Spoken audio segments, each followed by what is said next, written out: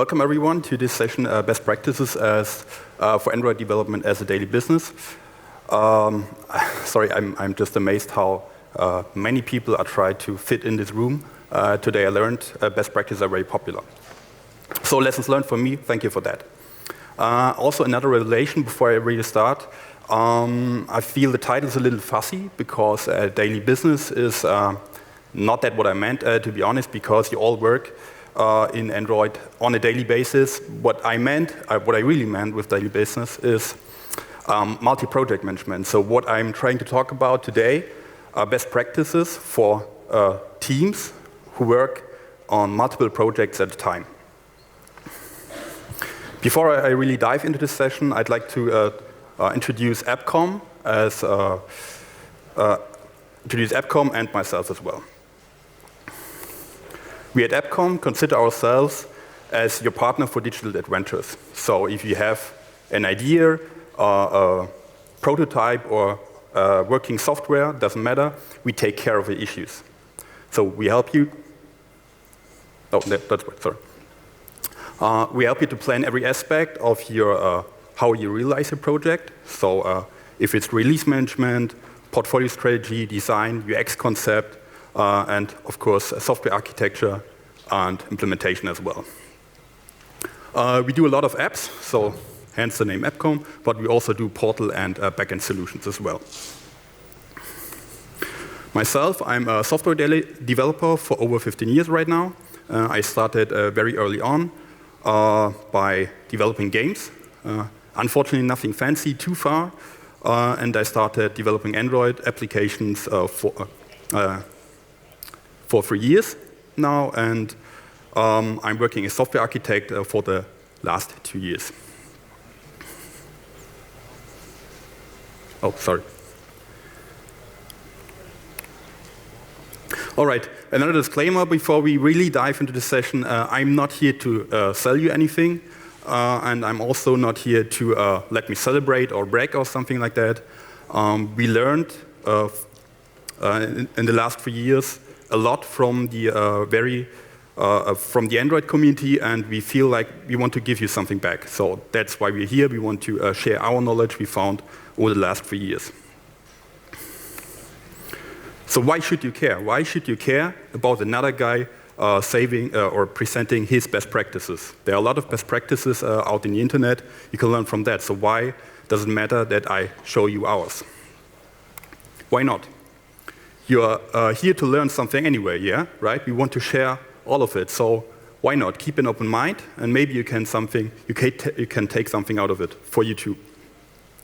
And also, what I try to focus on is our best practice for small teams having a huge workload. So I try to emphasize on the journey we made over the last 3 years, and I want to show you how you can handle huge workload in smaller teams. Then again, we have huge experience with very well-known clients, especially in Germany and Europe.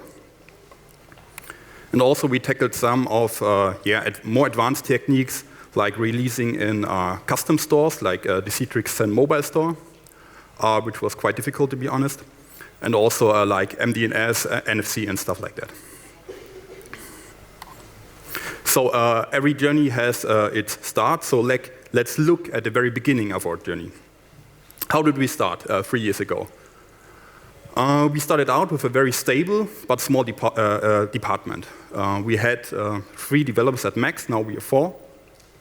And we started with a huge knowledge base about clean code, important libraries like Dagger, XJava and stuff like that, and of course some of the architectural patterns like MVP, MVVM. On the other hand, we had many concurrent projects at a time. Each had its tight and very important, of course, deadlines and its perks, which made it which made it very tricky to work with. Like, as I already said, there's the Sun Mobile Store and various others. So what were the really big pain points? Of course, many concurrent projects. Nobody likes that. Tight deadlines. That's another very bad thing. And also a small department. Basically, we were very few developers who had many projects with a tight schedule.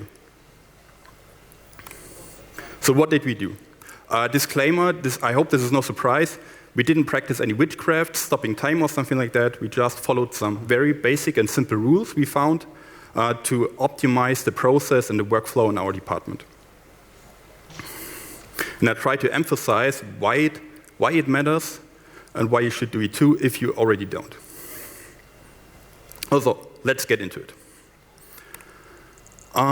We wanted to write less code because writing less code is always more time for us, and time is key, especially when working with many projects at a time. So what we did is we analyzed where we can use annotations and where we can substitute code with annotations. I think you all know this piece of code, not this one especially, but you all wrote an activity or fragment or stuff like that and set the content view for a view. What we did is we created an annotation, a so-called layout annotation, and we created an abstract activity or fragment or whatever you want, and just loaded the layout from there. So what we did basically is we got rid of the inflation boilerplate code, which is always a good thing, because the resulting code will look like this. Two benefits. The first one is the activity or fragment looks very clean, and it's also very descriptive, because I don't want to write any code to get my layout inflated. I just want to be descriptive, to be as descriptive as possible. Also, it's faster to write. Again, we saved some time, and also it's easier to read. And reading code very easily is especially important when working in teams, because chances are that the developer who wrote that code is not the developer. The developer is reading that code is not the developer who wrote the code. So it's very easy to make the code as readable as possible, so you make it easier for your colleague. All right, the next thing to do, you did this all, is using libraries. Well-suited libraries, of course. It's very noble to write all the code by yourself, I know, but on a tight schedule, nobility is not an option. Especially the top lane is a very time saver. I know some of them are criticized, also for good reason, but keep in mind that this scenario I'm talking about, or the context I'm talking about, is very few people, many projects at a time, very few time, and in that manner, libraries or using libraries is a real time saver. All right, one thing that happens when you work in a team is that everyone has its unique coding style. Having your unique coding style is perfectly fine. Yeah, that's very natural. But when working in a team, it's a good thing that you speak in the same language in terms of coding style, so it's easier to read. Consider these two functions. They were written by two distinct developers, and when you think about it, that your whole code base looks like this, it's a mess. Because every time you go in a class or read a function, you have to just pass the coding style. So applying a unique code style for your whole team will will uniform the code base and will look like this, which is easier to read for all of us. Again, I don't want to force you to use our code style, but I want to show you that applying code style is very important. If you wonder, we use the Android Square coding style, which can be downloaded here. Okay, code styles are just a subset of the so-called coding guidelines. When you're defining code guidelines, you define more than the style, but you also define how to name variables, what package structure you're using, what architecture you're using, and stuff like that. So when you skip coding guidelines, every developer will choose its own style he is using so far, and the code base will look like a mess, especially when you skip the architectural part. So what we did is just, like I said, we defined all of it, so that we have a code base which is healthy and easier to maintain. And also what we did unintentionally was applying the convention over configuration pattern, which will force you that the code base of each project will look alike. So when you switch projects, you always feel that you've seen this before because the last project just looked like this. We also published our coding guidelines. You can find them here. The main benefit when you define how variable names are, how to name variables, you can derive live templates from it. You all know live templates, I hope, at least. And I hope also that you know that live templates can be parameterized. So I consider this piece of code over here. We have 3 variables, the view ID, the type, and the view ID camel case. And the view ID camel case is based on the view ID. So when I enter the view ID camel case is written out without me doing anything. So that when you put this into practical things, you see that when I name a variable user preview image view, the name of the variable is also automatically set. And also, we clock this line, you can write that in less than a second. And when you consider a very complex layout, you see that you can save a huge amount of time. These are just some examples of our live templates. You don't have to read it all. You can find them also here. We publish them. And also another tip, when you want to share live templates, make it as easy as possible.